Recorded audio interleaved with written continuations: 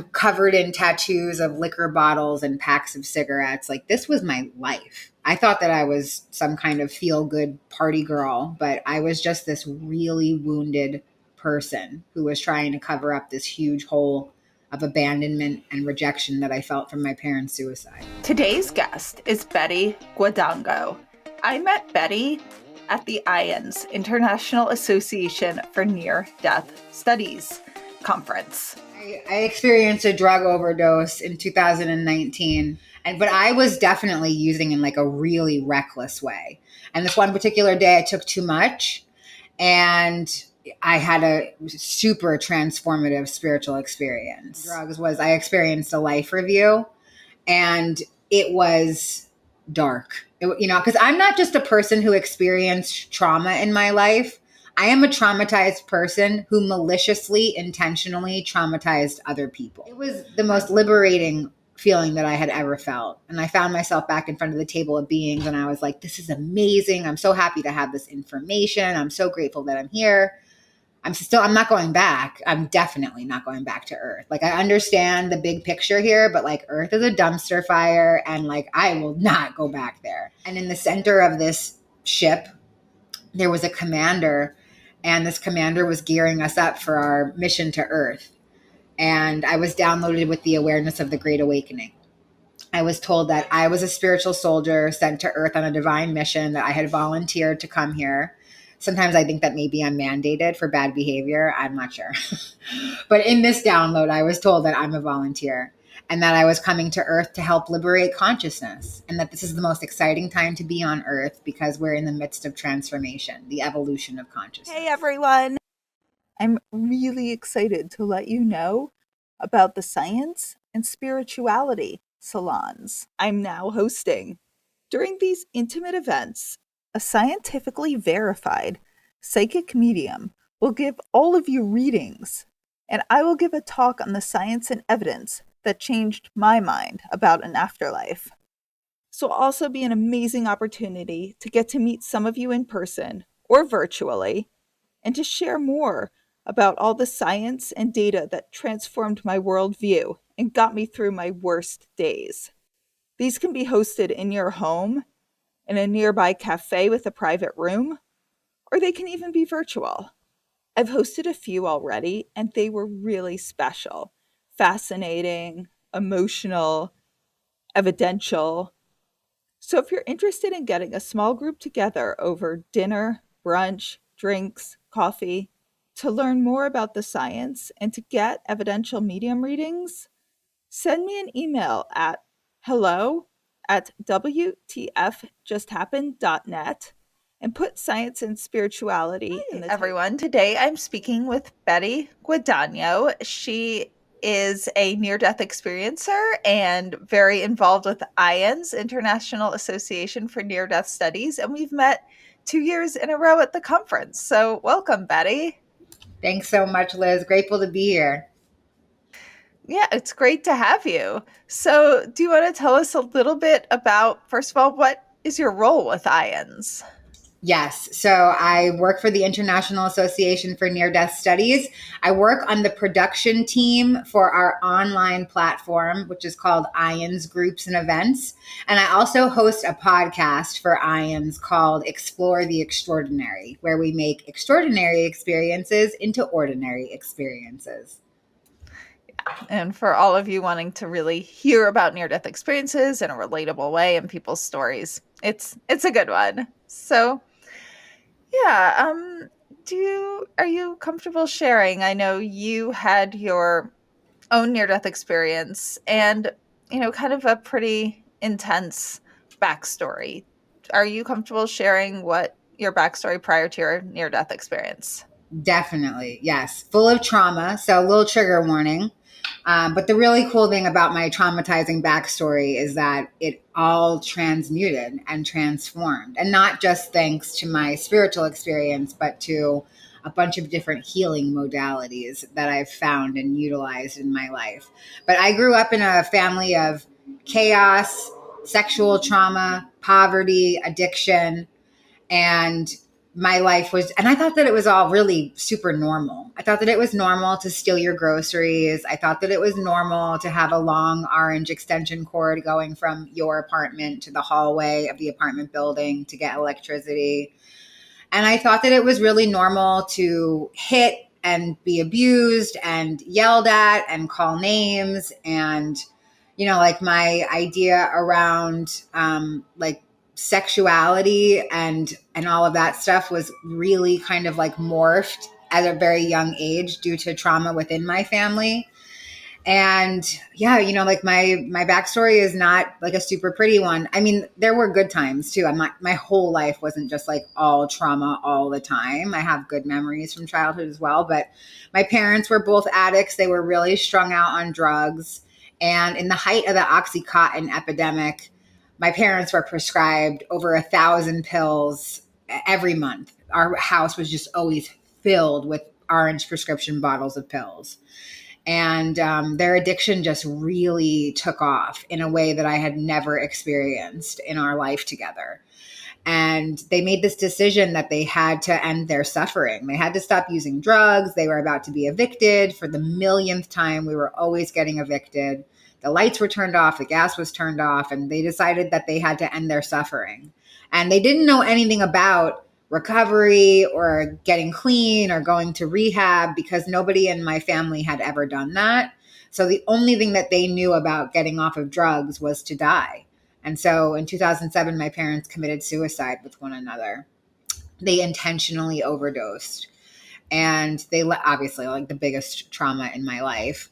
And they left these really short notes. They didn't really explain anything. They were written on the magnet kitchen notepad, and it just said to take care of each other. And when my parents died, my own addiction, which I had already been dealing with for several years of my life, it just took off in this crazy way. Like I needed drugs to cope with the fact Do you that mind my asking how old you were when your parents I was passed? 23. I was 23 when my parents died, and my sister was 18, and we found them. And my addiction just latched on to me and it became my whole identity. I'm covered in tattoos of liquor bottles and packs of cigarettes. Like this was my life. I thought that I was some kind of feel good party girl, but I was just this really wounded person who was trying to cover up this huge hole of abandonment and rejection that I felt from my parents' suicide.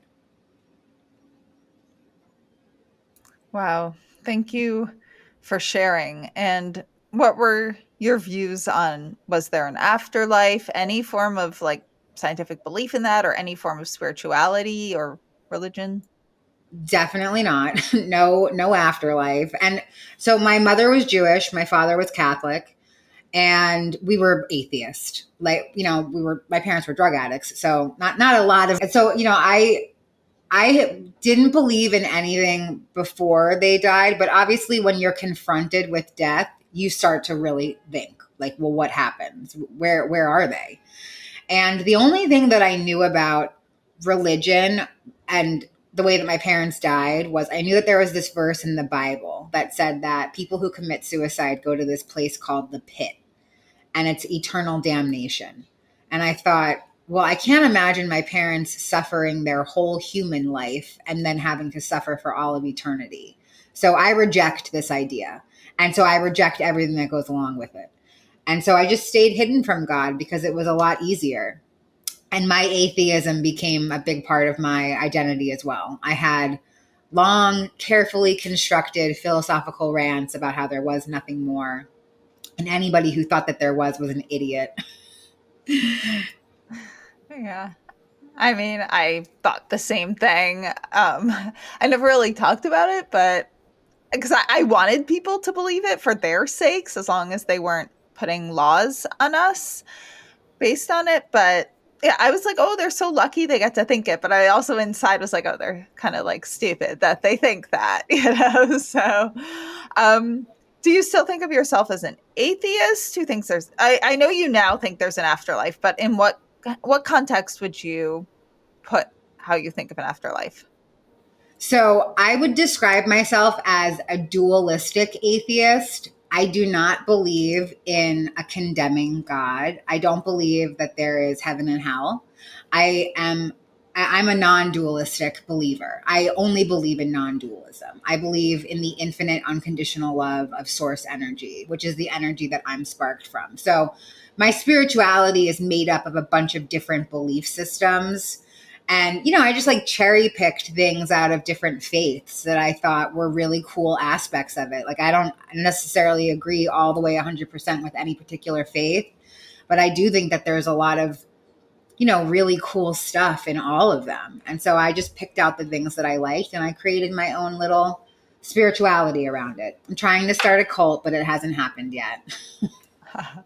You would actually be a nice, non-scary cult leader because you would respect if someone wanted to leave, which I guess wouldn't really make it a cult, but that's more probably a spiritual group, but I will join. um, so you had this, I mean, I'm just want to say, first of all, I'm so sorry for the loss of your parents and some of the struggles. Like, it's, my heart definitely goes out to you with that. And I more than understand why you'd want to, numb, and there just really isn't the right or wrong way to cope with that level of pain. So in that state, you thought you were sort of cobbling together, could this be true? Could this not? Atheist. And then you had, what happened? What? Yeah, I experienced a drug overdose in 2019. Surprise, I took too many drugs. Who would have ever thought? Me. I definitely would have thought. I was reckless. I mean, I was in the end of my active addiction, I was using to die. Not like consciously. I wasn't going to actually kill myself because I didn't want to do that to my sister. I didn't want her to have a whole family of people who had offed themselves. But I was definitely using in like a really reckless way. And this one particular day I took too much and I had a super transformative spiritual experience. And I'll go into that. I experienced the first part of my experience after taking too many drugs was I experienced a life review, and it was dark. Because I'm not just a person who experienced trauma in my life. I am a traumatized person who maliciously, intentionally traumatized other people. I was under the impression that there's only two roles in life. There's victim and abuser, and that's it. I did not know that there was any other role to play because those were the only roles that I had ever experienced my whole life. And so, especially after my parents died, I was like, I will never be a victim again. I will be in charge of the abuse from now on. And I really caused a lot of harm to other people. I'm talking like real tangible harm. Not like, oh, I called this girl a name or I talked behind somebody's back. Like I really, really was not a good person. And so in my life review, I started to experience that from the other person's point of view, what it felt like to be a victim to my wrath. And it was brutal. And then I started to experience, it felt like a life review for the entire collective because I was experiencing things that I had not experienced in my life. Like I experienced childbirth, but I am not a person who has ever given birth to a child. And I experienced the death of a child. Again, I'm not a person who has ever experienced that.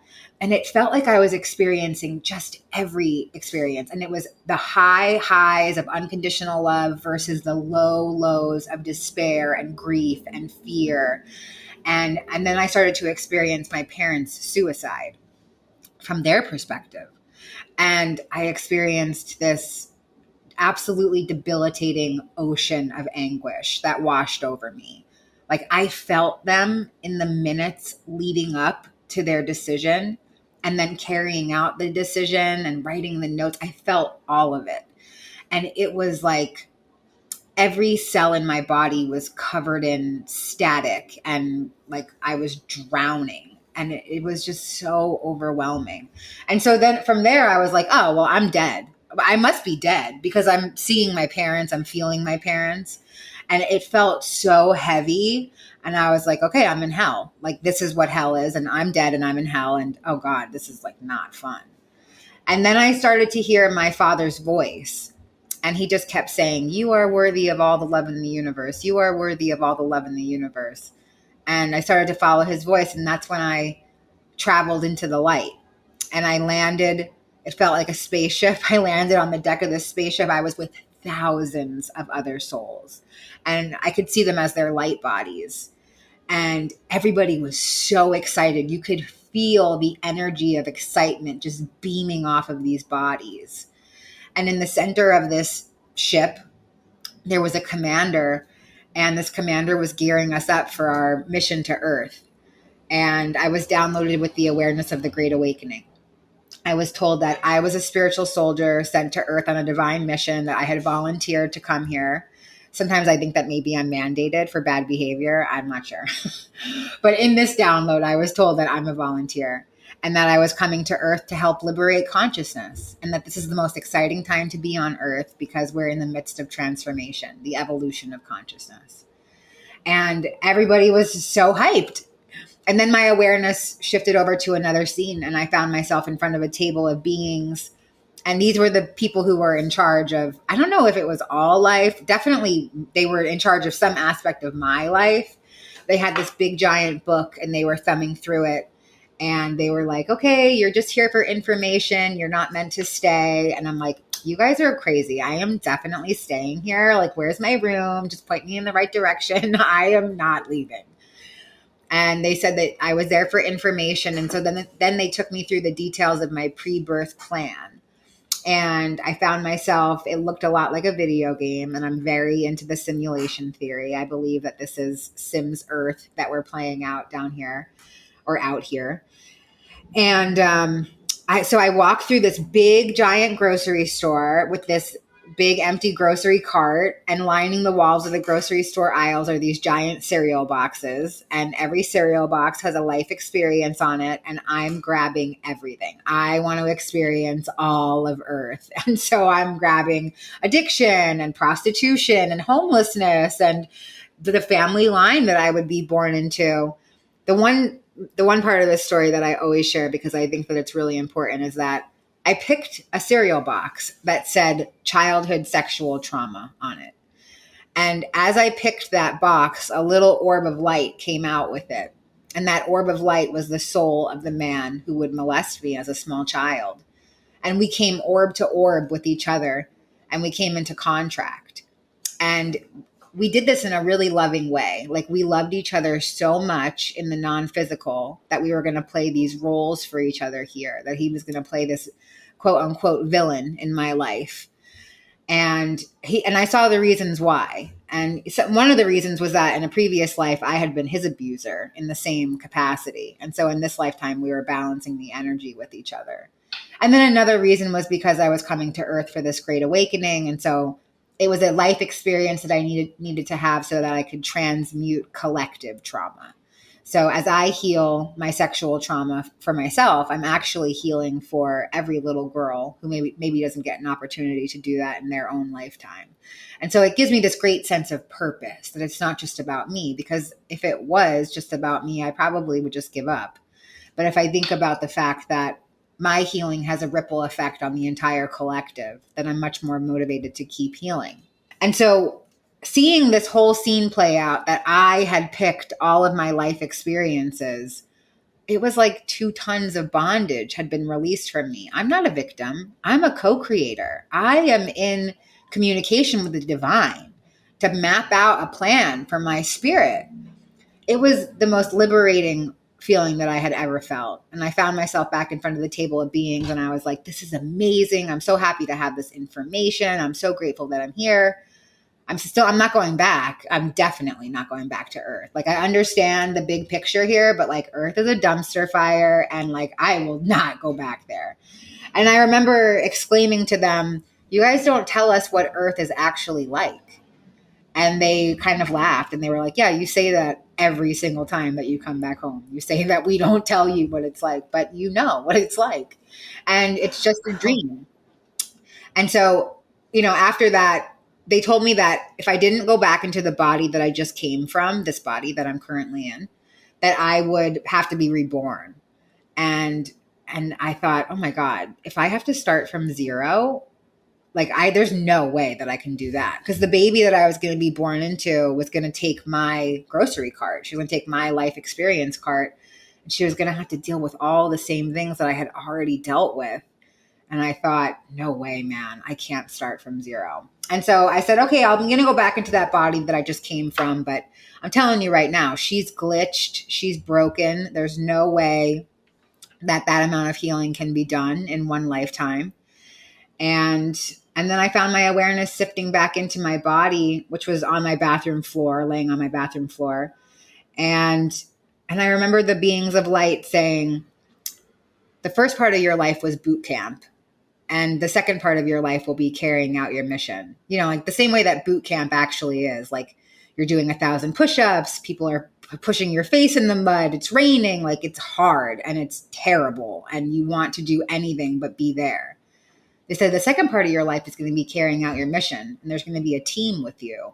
You're going to have kindred spirits and soulmates and mentors and teachers and communities, and you're going to be living in spiritual awareness. It's not going to be nearly as challenging. Just trust us. And I was like, I do not trust you guys, nor will I ever trust you guys.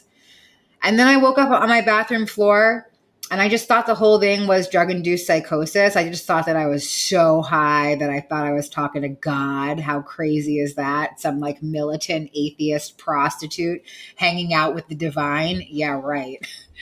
And I just thought that it was the wackiest, dream or whatever that I had ever experienced. And I just went on with my life, living it the way that I was, using drugs, prostituting myself, being completely impoverished, and causing mountains and mountains of harm to other people.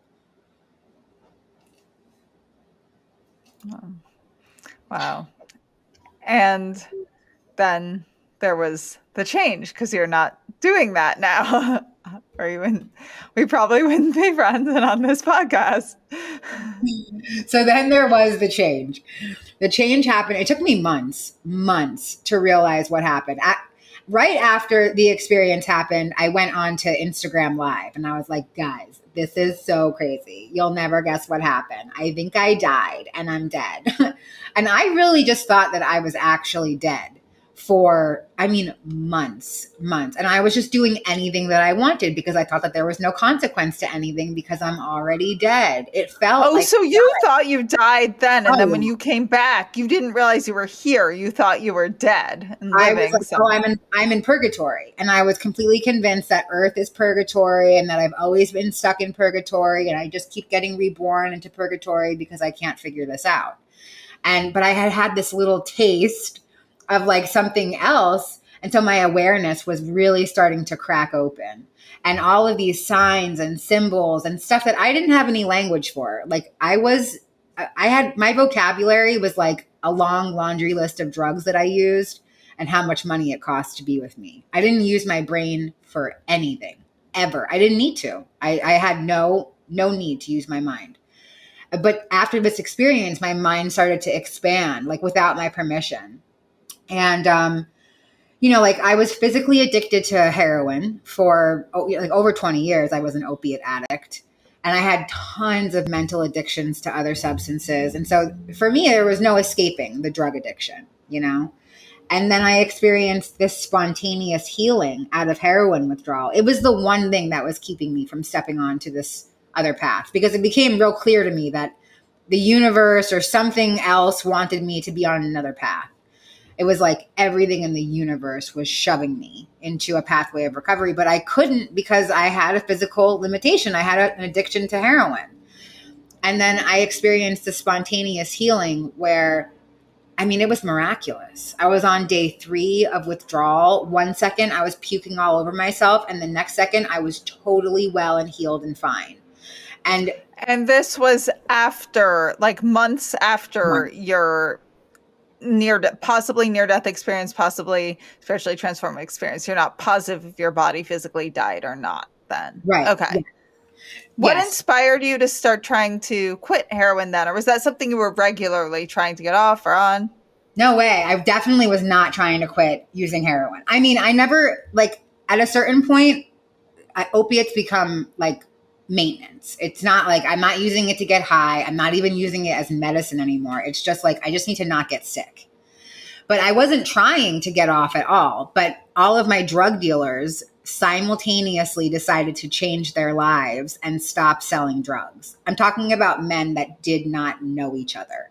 Like, I'd call up one dealer. I had like 10 dealers. Call up one guy like, hey man, what's good? I got to pick up.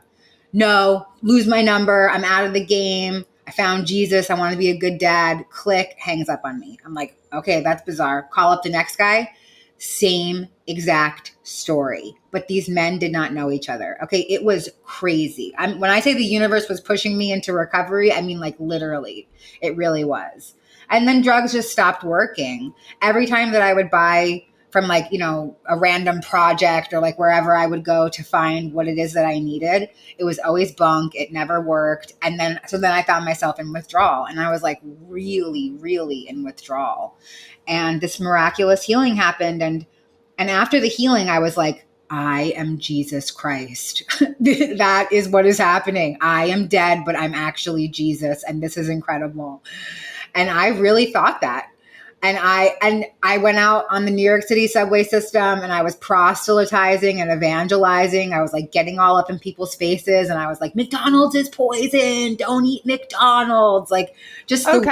I agree with that. I might not take it seriously screaming it on the subway, but I agree about McDonald's. I still believe that, but like screaming it in people's faces randomly on the train, not a good look. Like, you're not going to convince anybody of your stance by screaming at them on a train.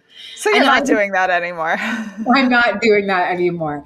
Like, I became one of those crazy people that we see in New York City. I really was. Like, I became totally unhinged because all I knew was that there was something bigger happening, and I didn't have any knowledge of what it could possibly be. And then shortly after that, I found my way into recovery. Like, I was on one of the trains, right? Because that's where I was like hanging out, like yelling at people. And the whole train car was completely empty, which is bizarre in New York City in the middle of the day. I was all by myself. And I'm sitting there contemplating life and death and the fact that I'm dead and living in purgatory.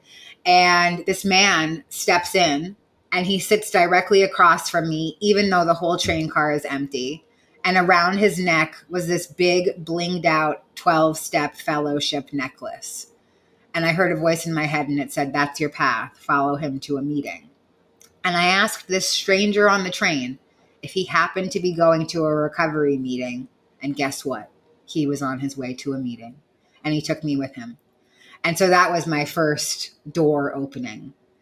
And the next day I went to another meeting, and I walked into this women's meeting. And I mean, I looked destroyed when this whole process was happening. I was missing most of my teeth.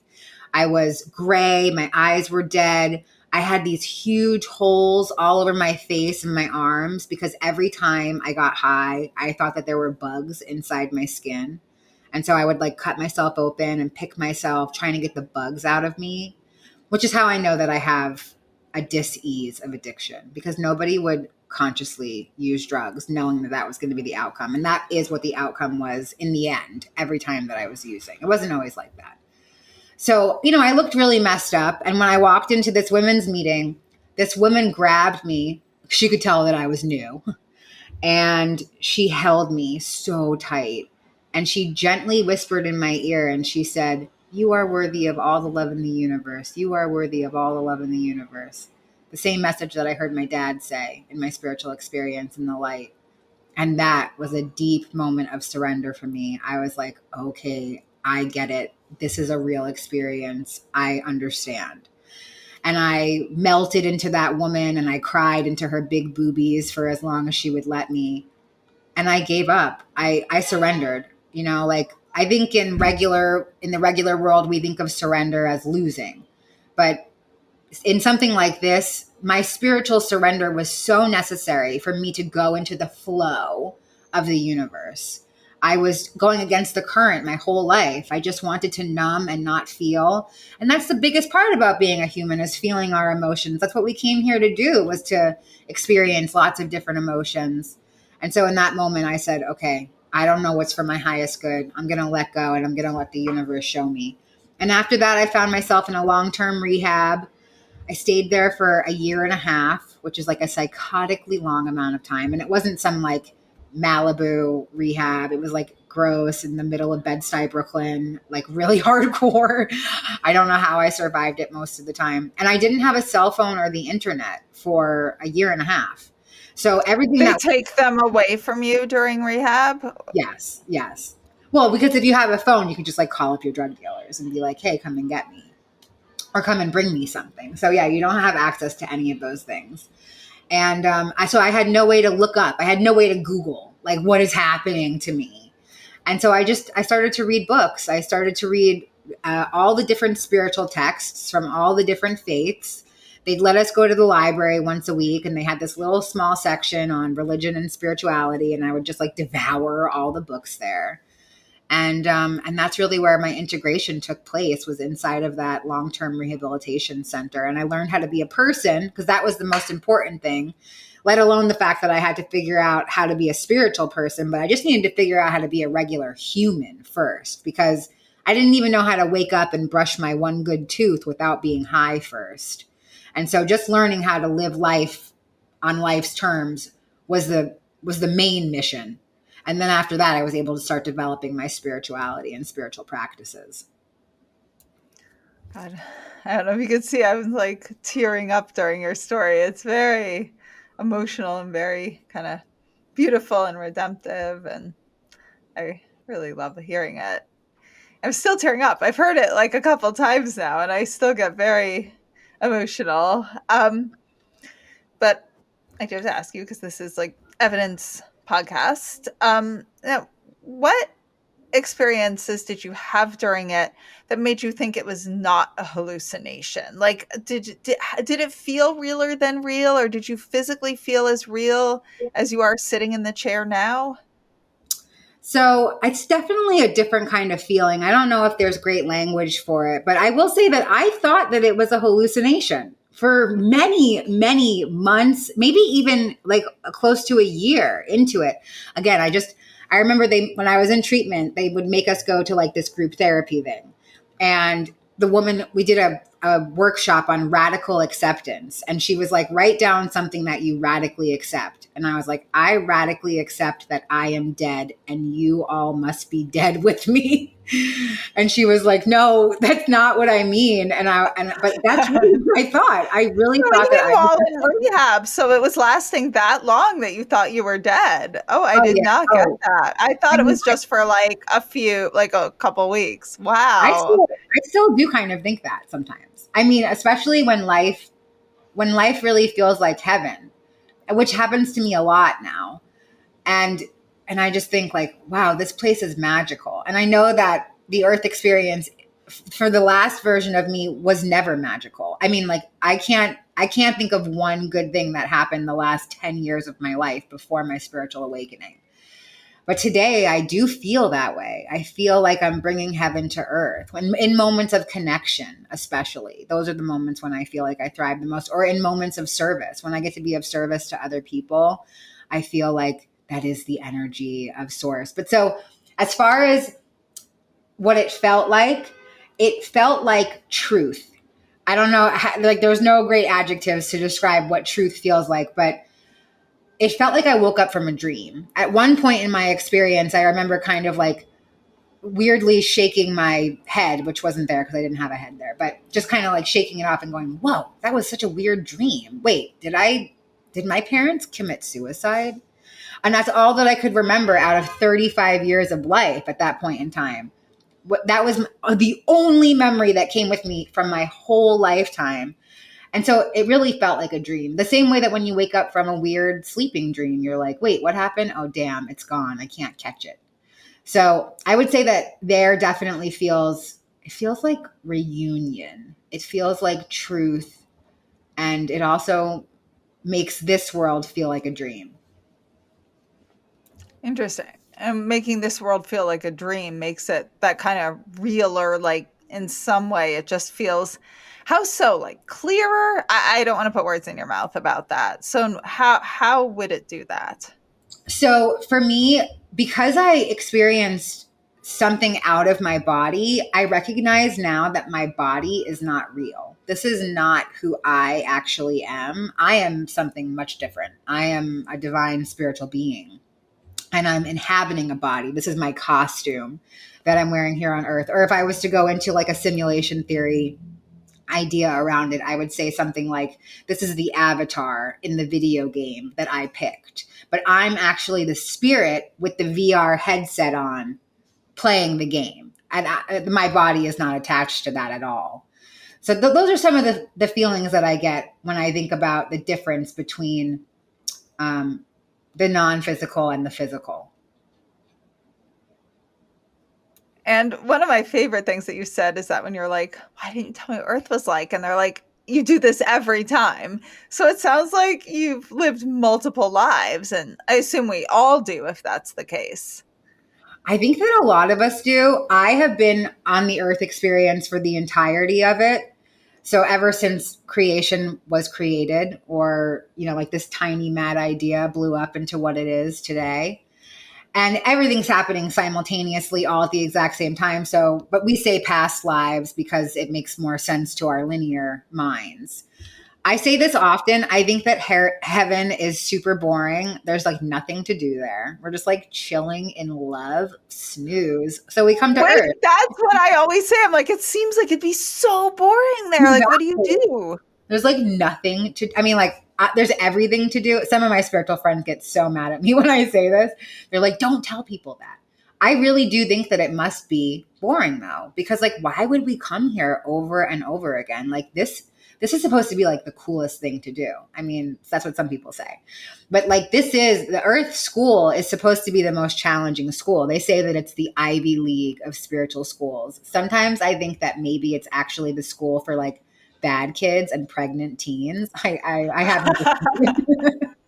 I think that might make more sense than the Ivy League. I mean, this is not a good week to get me on my feelings of being a human on this planet, but I'm like, this just seems like the place of like fuck ups and then like making like them fuck with us and making us all just like life is hell. So I think that the outer dream can be like it's a distraction. So like, I believe that we live inside of a matrix, and the matrix is just doing what the matrix does. And that's distract us from our soul's mission. So if I'm Mario in the game and my goal is to get to the princess and free her, and I have to get through all of like the muck, I got to squash all the little turtles and get all the little ups out of the boxes and stuff. But it's not King Koopa who is the big boss. It's actually the architecture of the game itself. So I don't pay attention to the outer game the same way that I don't know what's going on in the outer world when I'm in a sleeping dream. I don't know what's going on with the government system when I'm in a sleeping dream. I'm just focused on my individual dream. Oh my God. That makes me want to sleep for like 4.5 years. Let me wake up in exactly 4 years. So I focus on my soul's mission because that is my download, that I am here on a soul mission. So if I spend too much time focusing on the outer reality, the injustice, the suffering, that the matrix is doing what it's supposed to do, it's not bad or good or anything. It's just, that's what it's designed to do. So I attempt to not spend too much time in that. Now there's like tons of topics that I feel grave injustice about. But I know that if I focus all of my energy on what's not working, I'm going to create more of that reality. And so instead, I choose to focus my energy on what is working, or how I can take an action step to see something be created that will work. If you want to learn how I went from being a skeptical atheist who thought there was zero chance of an afterlife to a skeptical atheist who thinks an afterlife is highly probable, come check out my books. WTF Just Happened. You mean with that, not that we shouldn't focus on fighting injustices, but that you can't do all of them. Is that kind of what you mean? You pick the one that you notice you're helping in, or I'm confused exactly what you mean with that. So I think that if you have a life experience of something that you've transmuted, that's probably where part of your soul's purpose lies. So like for me, I'm a big advocate for people in recovery and dealing with addiction and all of the things that go along with that. Like big farm is a big part of that, like this harm reduction model that's still having hundreds of thousands of people overdose in our city. Like I feel grave sense of injustice when it comes to that, because I know that there's freedom from active addiction and that you don't need to necessarily rely on the government in order to get that freedom. It's a spiritual sickness that, you can have a spiritual solution to. But so I think that like whatever you feel passionate about is definitely, like where your soul is happy. But if it brings you like more fear and anxiety and worry, then getting with community, like, becoming part of a community can be a really helpful tool in enacting change. Okay. And so I want to get more into that, but first I want to ask you, you were also talking about the multiple lives a little bit. Did you have any memories there of other lives, or like your parents, were they in previous lives with you? What are your thoughts on kind of soul groups and staying with that as well as previous lives? Yes, I definitely believe that we come here in a hive of other souls with a tribe, a jump team. We come here together to experience certain things. The people who are the main part of your soul hive are going to be people that you reincarnate with over and over again. So my father, he's my number one spirit guide. He's always with me. And we've had lives where we were husband and wife, where we were parent and child, siblings, friends, and we're always reincarnating with each other. And so like that's a weird thing to think about. Like, ew, my dad was once my husband, but like we're playing roles here. Like we're playing roles in the earth experience. So I definitely, I've done a lot of past life regressions since my experience. And so I've seen a lot of my past lives, and like nothing super glamorous. I mean, some of them were like really traumatizing. In my spiritual experience, in my near death like experience, I saw my lifetime in Atlantis, and I perceived like I was one of like these kind of like bad people who enacted this fall. The way that I perceived it was that when we first came into creation, we were nothing but spirit. And then this idea of the fall was actually us falling into human form. Like we got confused and we fell into these ego bodies. And that I was part of that whole process with like a bunch of other souls, that we kind of had this barter system where we had access to all of our most advanced spiritual gifts, like bilocation and telepathy and teleportation. And it was like this really cool experience. There was this big crystal kind of charging us up. And then one of us realized that you didn't actually have to trade energy back in order to receive another person's gift. So I could say to somebody, hey, if you tell me how to teleport, I'll show you how to use telepathy. And then they would give me their teleportation and I just wouldn't give anything back to them. And it was like raping a person's energy center. And then some of the souls were just collecting all of these spiritual gifts and giving nothing back in return. And so like this power, this ego was created. And then the flood, and it came to me just like this ocean, huge tidal waves of dark black water, and just everybody getting pulled apart and drowning. And so that was kind of another reason why I was like, oh, I'm stuck in purgatory. I destroyed creation.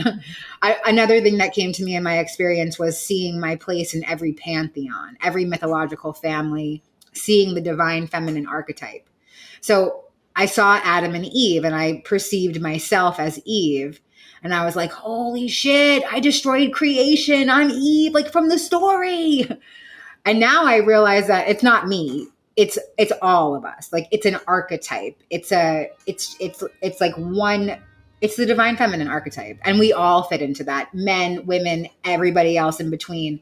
We all have a divine feminine and divine masculine energy. And so in my spiritual experience, they were explaining that to me, but I was taking everything very literal.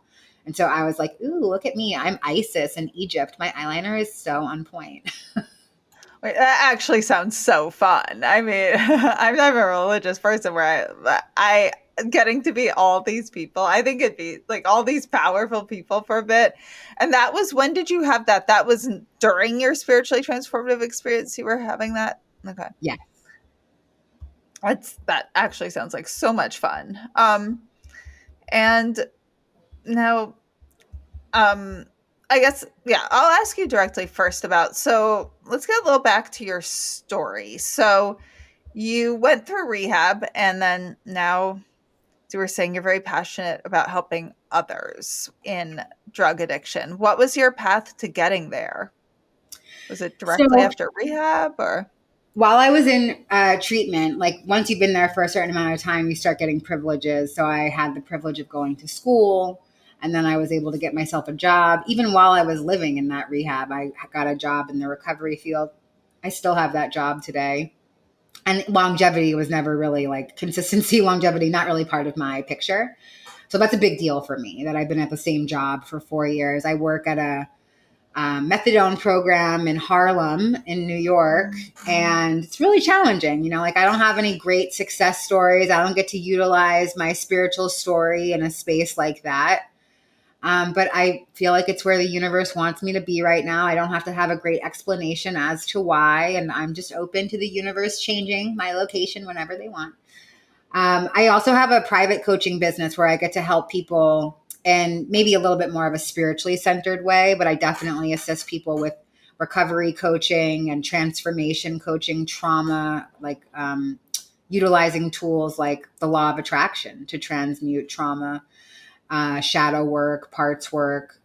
And then I get to work part-time for the International Association for Near-Death Studies, which is also a beautiful thing that I get to hold space for experiencers like what you're doing. It's like my favorite part of my life right now is getting to hold space for experiencers. Yeah, I want to ask you about that. How did you find IANDS? Such a good story. Okay. So when I was in treatment, I was developing my spiritual gifts every day. Every day I was channeling archangels. I was talking to the non-physical. I was communicating with my father all day, every day, getting lots of signs and symbols that, yes, this was actually happening and I wasn't hallucinating or making it up. And when I left treatment, I said, listen, out into the ether. I said, I'm so grateful for my non-physical friends. You guys have gotten me through the hardest thing that I've ever done in my life. But I still need to be a human. And so I'm going to need you to manifest into physical people so that I can get through this earth experience. I can't do this by myself. And when I left treatment, I started to find my spiritual communities. First, I found my 12-step fellowship. I found a home group, a meeting that I went to every day, and I connected with people every day in. And then I found a local group in New York City that studies the Baha'i faith, and I felt very drawn to that. And so I started spending at least once a week with them. And then I said, okay, so I've got my faith, I've got my recovery, but what about this experience that happened to me that I still don't even really know what it is? So I had enough money to get a Netflix subscription, which was a big milestone in my life because I was like poor and homeless. Anyway, Congratulations. That's a big deal. You're welcome. so I'm cruising Netflix this one night, and this little series comes up on my Netflix, and it was called Surviving Death. And it was a docuseries. And the first episode was about near-death experiences. And they're actually at an IANDS conference in this episode. And I heard Dr. Mary Neal share about her near-death experience. And I thought, holy shit, that's what happened to me. And that was the first time that I ever heard somebody say, and she said it so beautifully. She said it so eloquently. And the way that I was describing it, it was just like vomit coming out of my mouth every time I tried to explain what had happened to me. But I was listening to this woman who obviously had a lot of practice telling her story. And I said, wow. So I Googled IANDS and I saw that they had sharing groups online. And I went to one right away. And I entered the sharing group. There was one happening that night.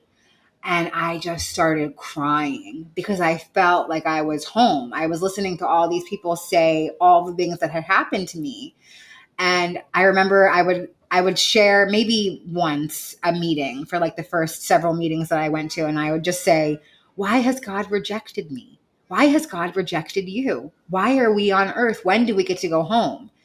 And through that integration process of going to those groups and then becoming of service for IANDS and then eventually going into the back end of the production with IANDS, I realized that it's not about going back to heaven. It's really about bringing heaven to earth. And that is what happens when I get to be part of community. When I feel my soul connections and my different little hubs of my soul family. And they're spaced out in all these different communities. And I'm so grateful for that. And that's my story of finding IANDS. Oh, yeah, that's a pretty beautiful story, and like so perfectly aligned. And I want to ask you, you said to your guides on the other side, I want you guys here in physical form. Do they actually like embody these people, or do they find you people here somehow and align it? Or is like you're talking to this person who suddenly is like your main person here, and they secretly go home and they're like, oh, I'm this guide pretending to be that person at the end of the every day? Or are they their own complete person with? I think that's a really interesting question. I think that it could be some kind of combination of all of those things. So, like, I've had experiences where I've walked past a homeless person on the street and they come up to me and they say the exact sentence that I need to hear. And I'm like blown away. So, I feel like guides can like hop into a body maybe for a minute to like just give us a little bit of connection. But there are some of my friends that I really do feel like I was talking to them in the non-physical before I actually physically met them. I don't know if I've told them that like a little bit. I don't want to scare them too much. I'm like, do you know that you're my spirit guide?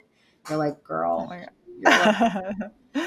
but I do think that I know for a fact that they can hop in and hop out. And, you know, people are earth angels. I mean, I have a million of them wrapped inside my story. So many different situations where somebody acted as an angel, even if it was only for 1 minute. But I do think that we can have that longevity too. And that was like the man on the subway that had the recovery Yep. necklace. And you also said you got some huge signs from your dad and other. What is one of the most blow you away signs? Okay, so I'll share the story about. I got two stories that I want to share. So I started getting into this practice where I would ask the universe to send me a sign if like it was a yes or no question. Send me a sign if I'm supposed to do this. And I was communicating with my dad a lot, but I also thought that maybe I was schizophrenic at the same time. And I was like, I need some evidential proof that I'm not losing my mind. And the first image that came into my head was a fox. And I said, okay, Dad, if it's really you, send me a fox. The next day, I go to TJ Maxx, which, is like a fucking bomb went off in there. It's like crazy. There's shit everywhere. There's like forks in the underwear section. There's shoes and housewares. Like, what's going on in there? That So is I'm very going, true. it's just like chaotic, right? I'm painting the scene like chaos. Like there's shit everywhere. I go pay, and the end caps are just always a bunch of discarded items. There's like candles, there's clothes, there's food, like there's all these different things. Well, sitting on the end cap, right as I was going up to the register, was this book. And on the book, it was called Amazing Dads. And there was a picture of a daddy fox and a baby fox. And so that's how I Oh my knew god. that was I was like, okay, no way that I can doubt that. The other story that I want to share is a really funny one. So when I first started doing this practice, I was like obsessed with this guy. That happens to me a lot. I get really obsessed with people. And I was like, okay, universe, it's this guy from my highest good. And the first thing that popped into my head was a squirrel. And I was like, oh, you idiot. It's winter. You're not going to see any squirrels. Why would you pick that? And so I was just like, forget it. I'm not even going to wait for the squirrel to manifest because there's no way that it's going to because it's snowing outside. It's Christmas time. And so I just like wrote off the whole exercise and like I went to go see this guy, even though I wasn't sure if he was for my highest good or not. And as I'm walking up to his house, I'm watching the snow crunch beneath my feet. I'm totally focused on my feet. And then all of a sudden, a squirrel ran right across my feet and it went up this tree. And I was like, oh my God, I'm staring at the spiritual sign. It was just locked there. It wasn't moving. It was just staring right at me. And I had my headphones in and I was listening to a song about soulmates. And then the guy comes creeping out of his house to meet me. And it was like this beautiful movie was taking place. The spiritual sign, the soundtrack in my ears, and then my leading man, this Adonis, just waiting for me across the street. And I was like, holy shit, miracles are real. And I was blown away, right? So the next day after that, I'm still riding this high of like, oh my God, my sign manifested. This guy is for my highest good. We're obviously going to get married and have 1,000 spiritual babies. This is so amazing. The next day I'm walking down the street and I see an abandoned book, and it was just like sitting on top of a mailbox, a used book. But there was something in my intuition, and it said, that book is there for you. Go pick it up. I pick up the book, I open it to a random page, and the title of the chapter, The Squirrel. These big, huge words staring me right in the face. My brain exploded out of my head. I was like, this cannot be real. This is not actually happening. So then the next day after that, more confirmation. I'm walking down the street again, definitely not expecting to see any real physical squirrels because it's snowing outside. But on the bottom of a lamp post, I come across this gigantic sticker of a squirrel. So I had asked the universe if this guy was for my highest good and to send me a squirrel. So like, of course, to me, highest good means you're married, you're soulmates, like da-da-da-da, whatever society says romance is, right? Mhm. But it wasn't that. This guy was for my highest good because I learned this awesome lesson in rejection. I mean, like, he rejected me almost immediately. And I was calling him like, but what about all the squirrels? And he was like, what are you talking about? I'm like, there were squirrels everywhere. God sent me all these squirrels that were supposed to be together. He was like, girl, you are literally crazy. Stop calling me. So I learned this like epic lesson that the universe has my back no matter what, but I don't always know what highest good means. So I got to evolve myself out of a karmic loop of codependency and person addiction and fantasy addiction by the situation that happened with this guy.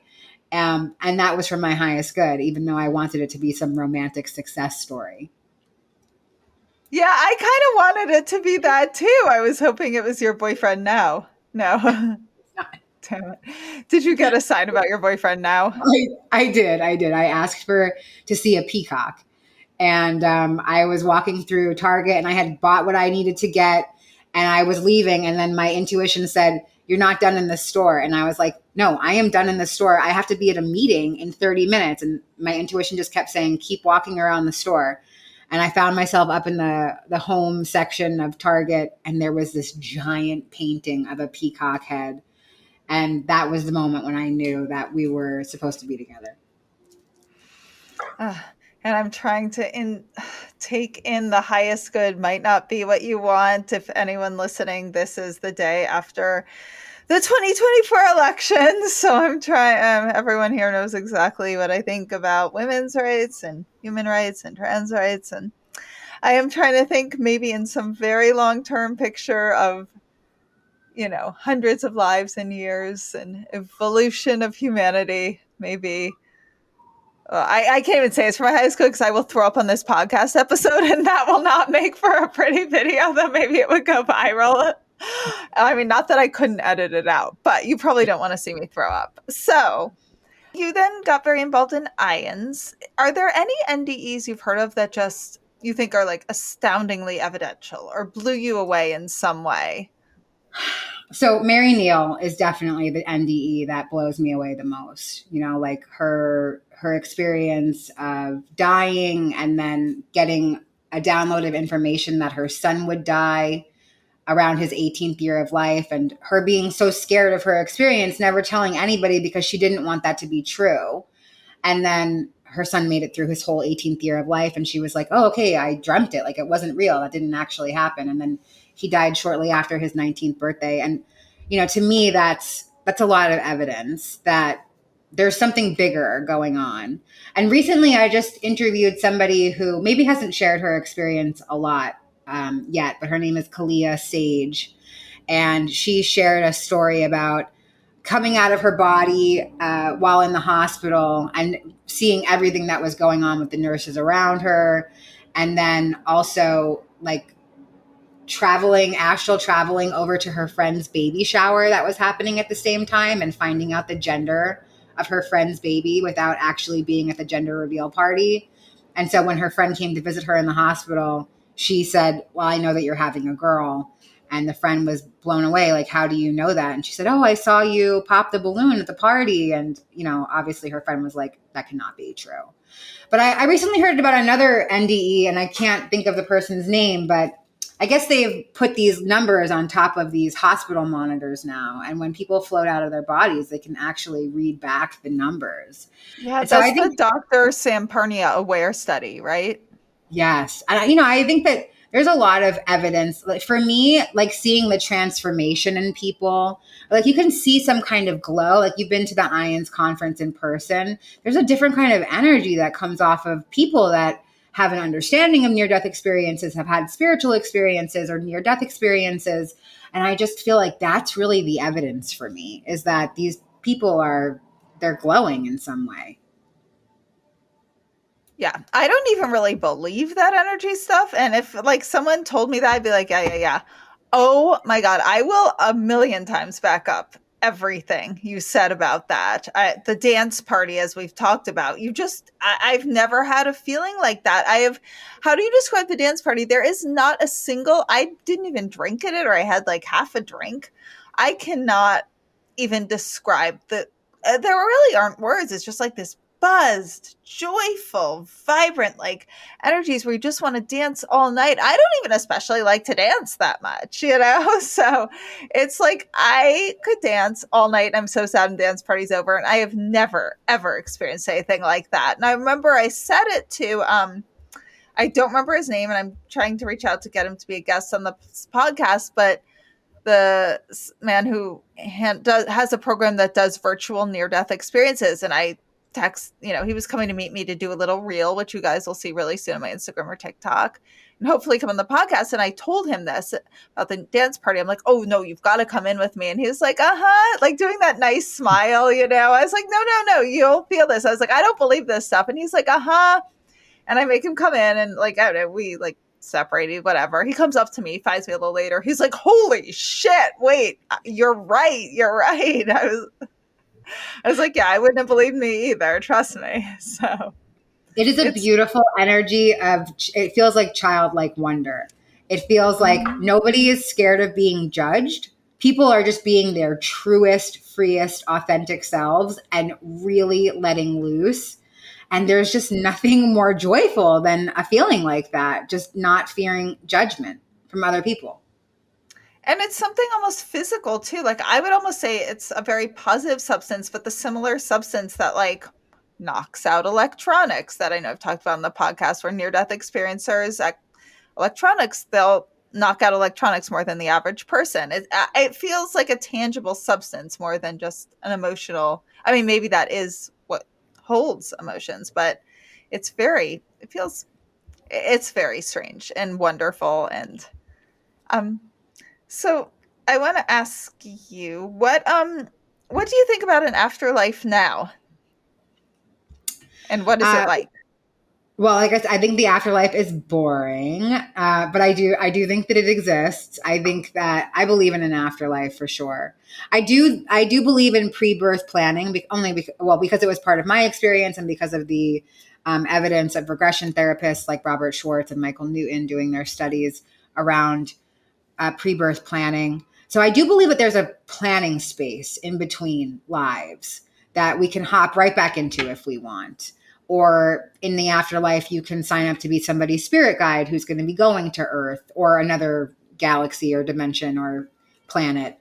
I do think that the afterlife is this wonderful space of unconditional love. And I think that it's reunion with source I think that there's layers to it. So like, I am not a singular soul personality, but like my earth brain makes me think that like I'm an earth personality, I'm a human personality. Then I think that I'm a spirit personality, like a soul personality, just the singular one. And then I can go further into like the groups. Oh, I'm part of a cluster. I'm part of a soul hive. We're all kind of connected to each other. And then I kind of morph back into source energy itself. And that's the way that my linear brain thinks it in real spiritual truth, I know that I am sparked directly from source, and everything else is just a game that I'm playing. So I think that the afterlife is reunion with source energy, whatever that looks like. I think that we have a little say in how it gets designed too. I'm going to ask you one final question. And if you're not comfortable answering this, please don't feel you have to. But, you said you made kind of soul contracts with people who would hurt you and that people do that. And you also said, and every encounter I've had with you, you are the loveliest person. But you said you were in a rage and out there hurting people and had the intention. Do you think you were their soul contract to hurt them? Definitely. I absolutely think 100% that the people that I harmed in my life, we were in contract with each other. Now, that doesn't give me like a pass to continue to harm people. And it doesn't, and that's not helpful information for those people either. Like, I don't make my amends to them and say, like, we planned it before we got here, get over it. Right? Like, I actually caused a mountain of harm to other people. I have to take ownership, accountability, and responsibility for that as a human. Now, I could have all the spiritual knowledge in the world. That doesn't apply in every human situation. Okay. Like, I harmed you. I sexually harmed you. I physically harmed you, emotionally harmed you. I am sorry. I can't change the past, but I am a better person moving forward. And I want you to know that I'm making universal amends by helping other women if I can't help you. Which, like, obviously, like, who wants to be around their abuser? Nobody. I've made some actual amends to the people that I've harmed. Like, I've had conversations with them because it's part of the 12-step process is to make amends with the people that you've harmed if it won't cause more harm. And I have made amends with some of the people that I harmed. I do think that we came into contract with each other, but that doesn't mean that I have to. They don't need to know that. This is spirit, and this spiritual knowledge isn't for everybody. Like, I would never go up to a grieving parent and be like, well, you and your kid planned it, so get over it. Like, this is information for people who are looking for this information on their own healing journey. For me, having spiritual autonomy over what's happened in my life, it brings me a great sense of freedom. I don't think that it's one size fits all. I don't think that everybody has to believe what I believe. This is just something that makes my life freer. And if you think that it might make your life freer, feel free to use it. There's lots of evidence to back it up. But if you feel like there's no way that you can accept this as part of reality, you don't have to. That's the beautiful thing about being a human. We all get to design our experience here and our belief systems. That's great. Well, I think that's a perfect note to end on, unless there's something else you'd like to say that you haven't gotten to or anything else you'd like to share before closing out. I'm really grateful for this space. Thank you for creating conscious space for experiencers to express themselves. And yeah, just thank you for being you. And I'm really grateful to have spent time with you today. Thank you so much. And then very lastly, where can our listeners find you, follow you, any links you want to direct them to? So I'm on all social media. My handle on everything is Buddha Betty. It's a play on words. I'm not actually a Buddha. And I would love to connect with anybody. I have a coaching business. So if you're looking to transform some areas of your life, I'd love to be able to hold that space with you and see how we can best support each other. And yeah, that's it. To get more information on what the fuck just happened, go to WTFJustHappened.net. There you can order my book, WTF Just Happened, A Sciencey Skeptic Explores Grief, Healing, and Evidence of an Afterlife. You can learn all about how I came to conclude that there most likely is an afterlife, but you can also learn about the early stages of my grief and the amazing, fascinating people I met along the way. You can read about how much I harassed the mediums and scientists trying to get evidence to see if the mediums were cheating and see if what everyone was saying actually was true. You can also subscribe to our newsletter to stay updated on any new developments and any interesting new what the fuck updates. So if you enjoyed this episode, please rate and review us wherever you get your podcasts. It makes such a difference, especially for a new podcast like this one.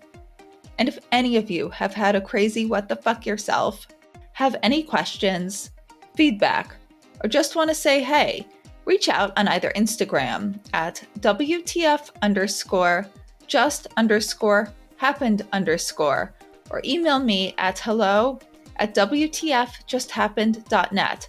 I love hearing from all of you. It makes my day hearing your stories and questions and feedback and all of it.